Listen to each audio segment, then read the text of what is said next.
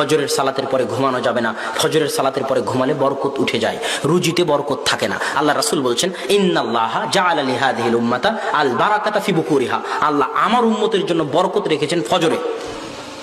ফজরের সালাতের পর যেই ঘুমাক, আপনি রিকশাওয়ালা হন, ভ্যান চালক হন, শিক্ষক হন, ব্যবসায়ী হন, দোকানদার হন, ফজরের সালাতের পরে যদি ঘুমান আপনার রুজিতে বরকত উঠে যাবে।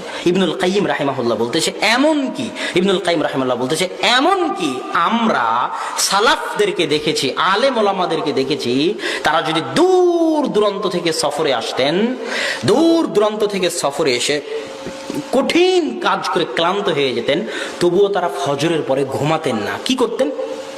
অপেক্ষা করতেন সূর্য ওঠা পর্যন্ত। সূর্য ওঠার পরে তারা ঘুমাতেন, যত কষ্টই হোক। কেন? সূর্য ওঠা পর্যন্ত আল্লাহর বরকত অবতীর্ণ হতে থাকে পৃথিবীতে। আর যদি আপনি ঘুমিয়ে যান, এই বরকত থেকে আপনি বঞ্চিত হবেন, রুজি রুটিতে বরকত কমে যাবে। এই জন্য আদর্শ পরিবারের বৈশিষ্ট্য হচ্ছে ফজরের পরে ঘুমাতে পাবেন না। ফজরের পরে কি হবে? কোরআন তেলাওয়াত হবে বাড়িতে। যে বাড়িতে কোরআন তেলাওয়াত হয় না ওই বাড়ি কবর।